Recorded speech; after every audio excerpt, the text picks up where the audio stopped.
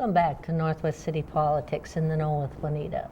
We're glad that you're with us for our show again this week. We're glad there's people like you out in our audience that are interested in the issues that are happening in Northwest Community Television's viewing areas. It is important for good government to have people like you, people that are following what's happening in their cities and care about what's happening. And if you haven't watched our show before, during each week we'll have somebody on from one of the 9 cities in our viewing area to talk about what are the current issues that are happening in your city. And remember, if some of the issues resonate with you and you really care about them, we'll put on people's email and their phone numbers so that you can get in contact with them and kind of have some back and forth dialogue. So we're glad that you're with us tonight. And from time to time, we'll bring people on our show that give us some general information about our community, and we're doing that again tonight. Tonight, we're very happy to have with us Chief, should I police chief or chief? Oh, you can call me Chief. Okay. Or you can call me Chief, Tim even. Okay, Chief Tim Fournier from the New Hope Police Department. Now, each police department has their own things that they're working with, but as we talk about New Hope's Police Department, much of that'll carry over to all of the other 9 cities too. So we're very happy that you're with us tonight. I'm really glad to be here. Thanks for inviting me. And I asked you ahead of time to kind of think a little bit so you could tell the people out in our audience a little bit about your background with the City of New Hope and your job. You bet. Well, I grew up in New Hope. And, you know, I think more and more you're seeing law enforcement personnel work in the cities that they grew up in. I wasn't the first officer in New Hope to have grown up there, but I grew up in New Hope, and my father was a firefighter for the City of New Hope. So he spent 20 years in the fire service with New Hope, and I think that probably wore off on me a little bit. Oh, I bet. And I originally went to college and I became a paramedic. And I was working with HCMC down in Minneapolis at a pretty young age. And in doing that, I got interested in law enforcement. You know, as paramedics and emergency medical personnel, you're usually called when things have happened. Whether it's an accident or an injury or some sort of trauma. And so you're showing up last. And I started to get the feeling that it would be nice to prevent some of these things from happening. So I got to know some Minneapolis officers working as a paramedic, and one thing led to another, and I went back to school, and I became a police officer in 1991 for the City of Richfield. In those days, well, in any day, you take the job that you get the offer from. That's true. And so in 1993, when New Hope had an opening, it was always my goal to work for my hometown. So I came back to New Hope in 1993. Well, now we'll move to a different area, because the police department also has support services that you're responsible for.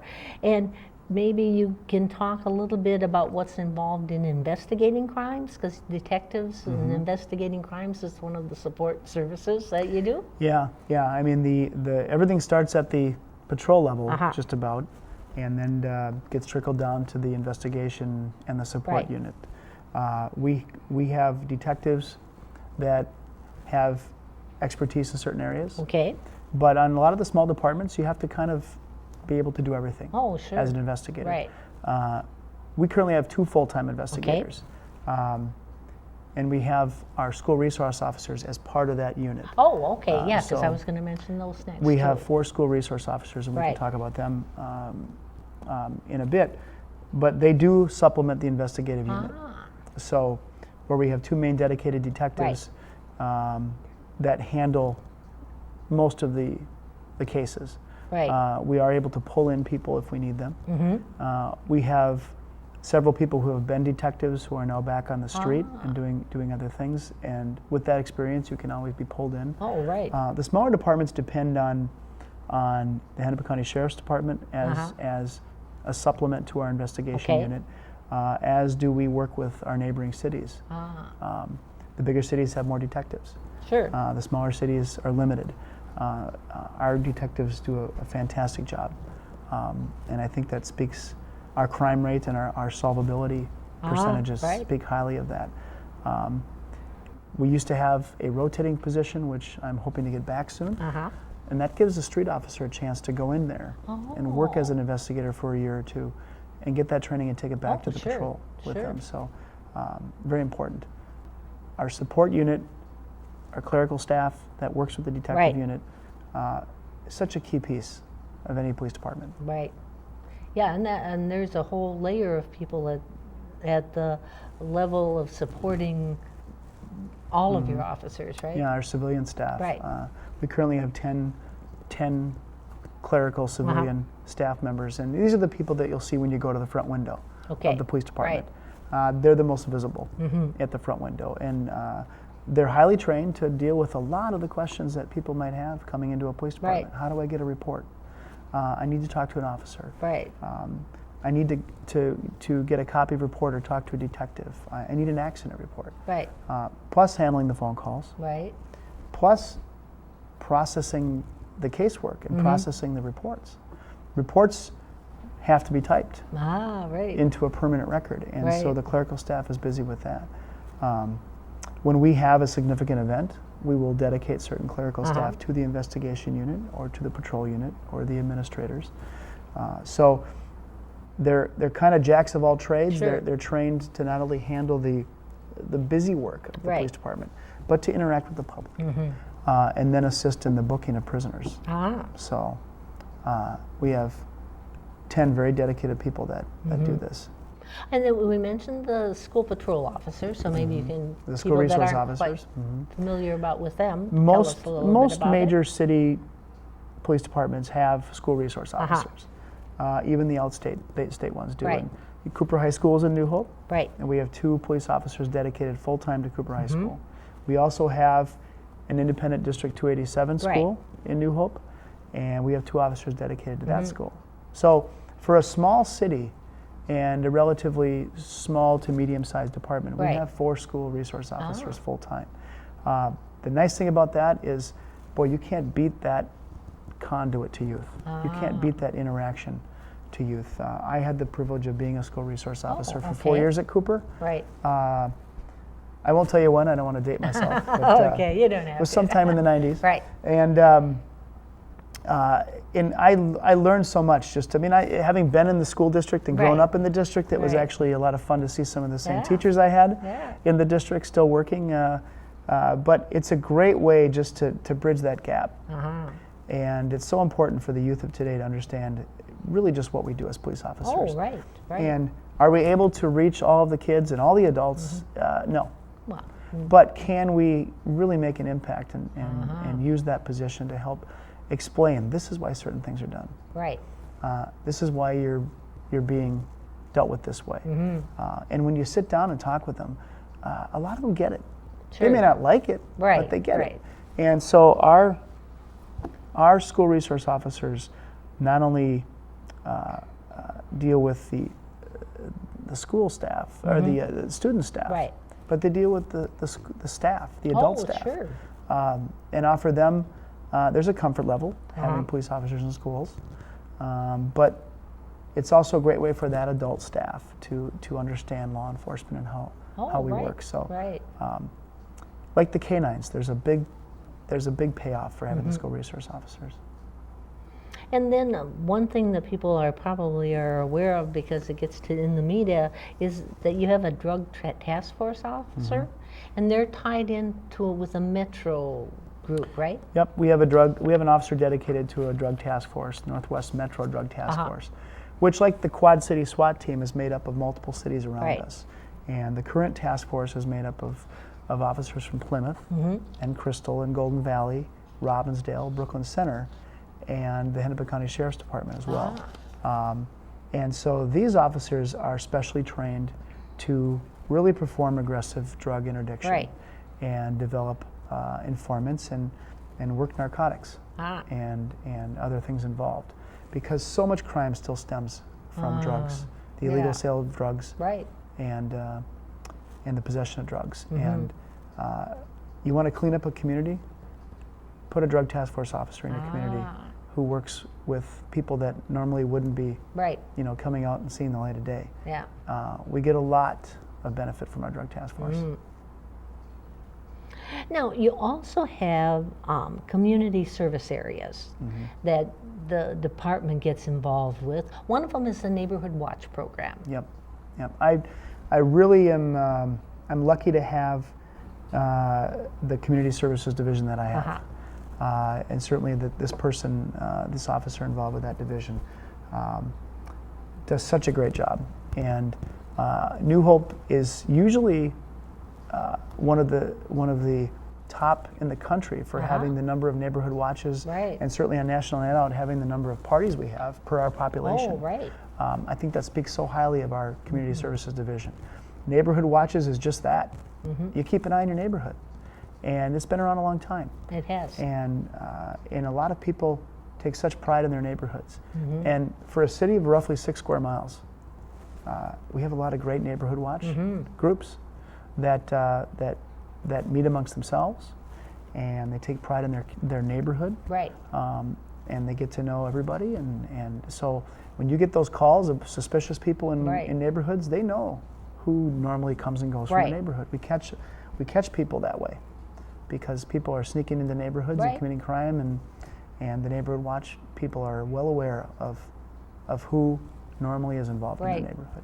And this is an area where people can volunteer and get involved too. So if there's a part of either New Hope or the other surrounding cities that doesn't have a neighborhood watch program, and somebody's feeling, oh, maybe we should do that, then they can contact your police department or their city police department. Yeah, virtually every neighborhood and city around us. In the metro area, it's pretty common to have neighborhood watches, but certainly a lot of these grassroots groups start just that way. There's a need, and how do we fill that need? And our neighborhood watch groups have evolved over the years to meet the needs.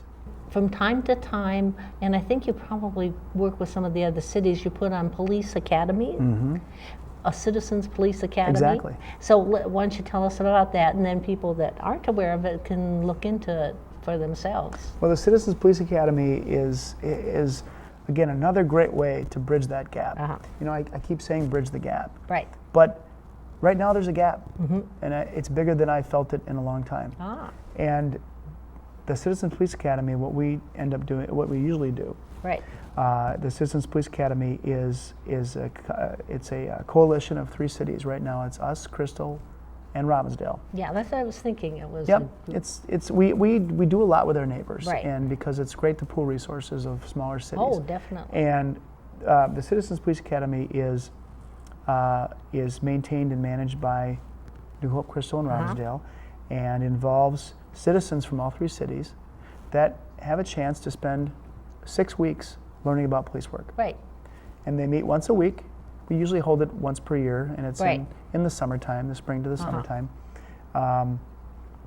And community members, citizens, can learn what goes into being a police officer. And each week they get taught something different.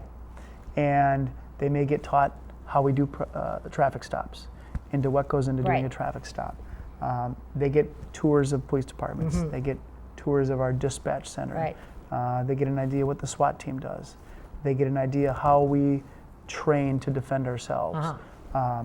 And the interaction between the police officers that run the Citizens Police Academy from all 3 cities and the community members that are in it, it's immeasurable. It usually has the first class, they're anticipating what's going to happen, and by the last class where we have a graduation ceremony, and myself and the chiefs from Crystal and Robbinsdale attend, and we just see the change. And I always ask them, did you learn one thing?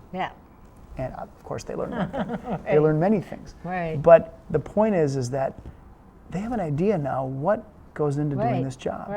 And so much of our job is distorted, and the media, the media is not always the most kind beast in the world or the most fair. And once you've stepped in the shoes, even for 6 weeks, even in small ways, it's amazing what you can learn. These are people that may not want to be police reserves and are not in that age group for explorers, but they want to learn what it's like to be a police officer. They want to have a better understanding of it.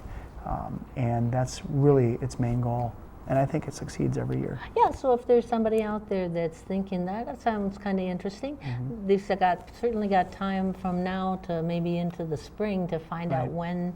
Usually, the Citizen Police Academy is advertised on all the city websites. Okay. I believe even Cable 12 will let community members know when Citizens Police Academies are forming, and so be on the lookout on your local city websites for it, and it's pretty plainly advertised, and there's a lot of flyers that are passed around the community as well. And then I just thought, because I don't have it down here, but the CERT teams, Community Emergency Response Teams. Very good. That's under the police department too. Actually, now it was started with the police department, but now the West Metro Fire Department in our area, they handle the CERT team. Okay. And that's, again, it's a coalition of citizens from New Hope and Crystal for our CERT team. And like the reserve unit or our clerical or civilian staff, CERT members are made up of citizens from the public that are interested in learning a little bit more on how to react and handle emergencies within their community. So picture a neighborhood watch group with special skills. So CERT members learn to do a variety of things, and we train CERT members to deal with certain disasters that may happen. You know, we have a disaster occur in our community, such as a tornado or similar. We're not going to be able to be everywhere right away. But if we have CERT members stationed in specific parts of the city, they're trained to make assessments in certain places in certain areas under certain conditions and report back to fire or EMS or police what's going on in their community, so we can better prioritize a response. We would also use CERT members searching for missing children or vulnerable adults. So it's kind of an interesting hybrid between being a reserve officer and being a neighborhood watch person, but fairly successful throughout the nation. Another opportunity Another for people, opportunity, yeah. And then you're adding a new position in New Hope. You're adding a full-time traffic police person? Yes, and I alluded to that earlier as part of our patrol tell staff. us a little bit about why and what they do. Well, having a full-time traffic car is something we had in New Hope years ago. When I started in 1993, there was a traffic officer. And these are positions that sometimes get cut due to budget constraints or personnel issues. And I'm happy to have a traffic car back. The traffic car is part of the patrol unit, but not part of the response unit. Now, they're a police officer, and they certainly will go to 911 calls or help the officers on the shift if they need it. But generally, they're kept out of answering 911 calls, and their main focus is traffic. Traffic control, traffic education, handling traffic complaints, working DWIs. Many of the cities around us have a traffic unit, so we pool our resources together and conduct projects using the traffic cars from each city. So we may be down in Hopkins on 169 working traffic, or we may be down in Plymouth or somewhere in Robbinsdale. So it's a great way for not only us to help educate citizens about their driving, but it's a great way to pool resources among the cities we work with and have traffic projects among the cities. A lot of the drugs that we're seeing, a lot of the drugs are transported, and traffic interdiction is an excellent way to intercept drug activity. So every patrol officer will do traffic. But having a dedicated person to that that type of enforcement, I think is it's going to prove to be a very successful endeavor for us. And I know that the person that I've assigned to that unit is very dedicated when it comes to traffic. So I'm looking forward to see what this brings. And I think the perception is that we're doing traffic to make money. and there's revenue involved. It's an educational piece for us. There's so much officer discretion involved. And the traffic car doesn't mean you get a ticket. The traffic car could mean, hey, you need to slow down. Or are all your kids buckled in? Right, right. Or are you having a crisis? Why are you swerving? Oh, right, right. I think people really need to understand that and I think this is media driven to a certain extent. Right, Too much right. television. Right. It's not about money. Yeah. It's about education. And keeping people safe. And keeping people safe. And so much of what we're seeing with drug and the transportation of narcotics is on our roadways. So when the patrol officers are busy answering calls and being proactive in other ways, that traffic car is out there honing in on traffic. You've mentioned public perception several times, and the whole thing with Ferguson and across the country, and I thought, let's spend a little time talking about that. It's an interesting thing what's happening in the country, I think, and the events in Ferguson, Missouri, and in New York, and even most recently with the assassination of the police officers in New York. There is an amount of unrest that I have not felt in my 23 plus years. Is this something that can be fixed and addressed? Yeah, I think it can. But there is a certain amount of distrust that is really kind of percolating to the surface. And I think it's an unfair perception of law enforcement when you consider how many law enforcement officers are in this nation. And the vast majority. People always throw out the 99.9%. I'm going to say vast majority of officers are good people and dedicated people and doing a very tough job under extremely tough circumstances, not knowing minute to minute or day to day what's going to happen with them, their lives, their fellow officers, their community. And so keeping that in mind and using the amount of trouble that has happened, it's a very small percentage. And I think police departments in general are very good at policing themselves. And, the greatest thing about our country is you can question authority. And you can question government. And so you have a right to do that. Where there begins a problem is when that right steps on other people's rights. Their right to their own property, their right to their own safety, their right to their own mobility.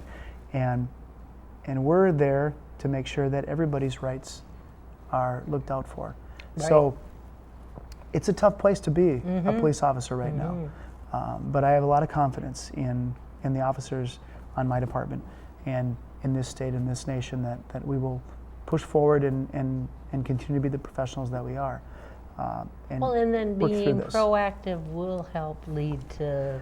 I think the communication has to occur. I think, putting your head in the sand and turning your back, no matter what side of the fence you're on, that will hurt it.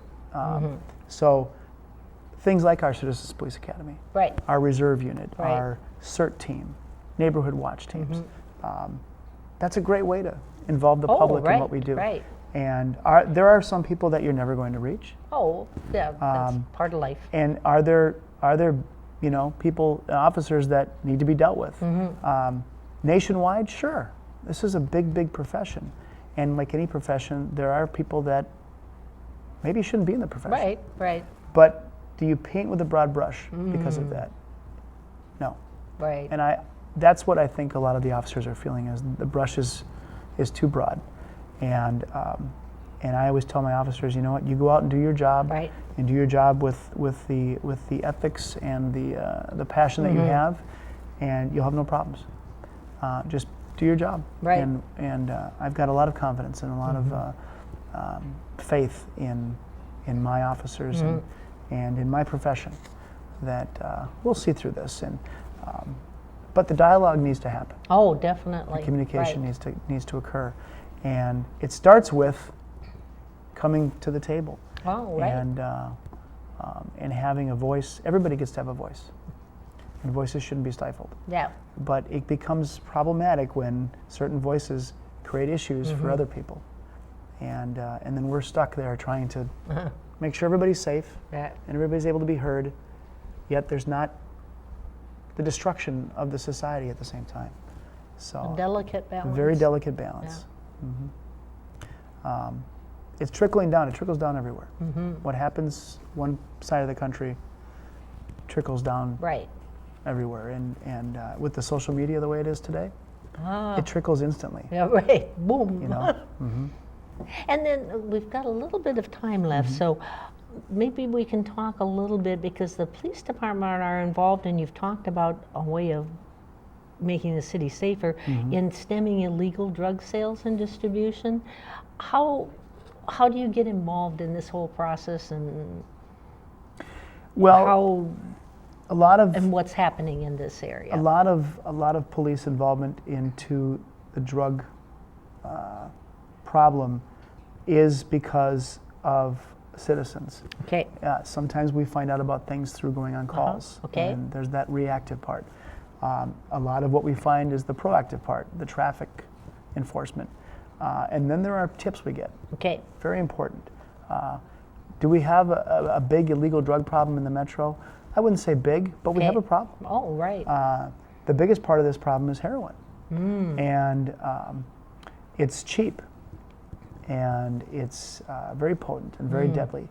And it's not the drug that it was years ago. Okay. Heroin, in the past was associated with a certain subculture. Oh, right, yeah, kind of over here somewhere. You bet, you bet. And now, unfortunately, it's becoming more mainstream. And as kids experiment with marijuana and other drugs, heroin becomes something that they think they should try, and they think that it's something that someone they know has tried it, and it's cheap. Give it a shot. The problem is that heroin will kill you, and we've had a lot of overdoses in the metro over the past few years. So much so that police officers and EMS personnel are using a drug called Narcan. Oh, right. To counteract. They passed a law like a year ago, right? To counteract the drug of heroin. And so much of our drug interdiction starts at the traffic level, starts at the informant level, the neighborhood level, and then we aggressively go after these people. We aggressively go after the drug trade, because so much crime stems from drugs. Yeah, that's what you were saying earlier. So, you know that we have an issue with a certain drug when they're going to start having police officers and fire personnel carry this drug Narcan, when it was usually exclusively carried by only trained paramedics. That tells you something about how dangerous and deadly this drug is. Well, I want to thank you so much for sharing a lot of information and helping us understand what are all the different parts of the police department. Like, you see the car go by, or you see the red lights, then I think people have a much better idea now of all the different parts that you're involved with. So I thank you very much. You're welcome. I really appreciate being here. And remember, if you've got questions and you live in New Hope, contact Chief Fournier. And if you're in the other city and something struck you, contact your police departments there too, to get some dialogue, some information going. And we'll see you next week. Bye.